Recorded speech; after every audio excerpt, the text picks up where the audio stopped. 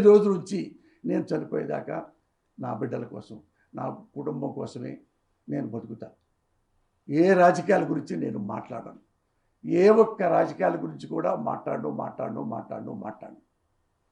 నాకు బాగా national wide దేశానికి సంబంధించిన వాడు కాబట్టి నరేంద్ర మోడీ అంటే దేశభక్తుడు. అలాంటి వాడిని మాత్రం ఎప్పుడన్నా ఒక మాట అంటే చాలా గొప్పవాడండి, దేశభక్తుడు. ఆ మాత్రం అయితే అంట మన దేశం కాబట్టి, మన దేశభక్తుడు కాబట్టి, గొప్ప ఎవరెస్ట్ అంతా గొప్పడు కాబట్టి, అది కూడా రాజకీయాలు అంటే ఒక దేవుణ్ణి ఎలాగ నన్ను ఒక భక్తితో నమస్కరిస్తాను.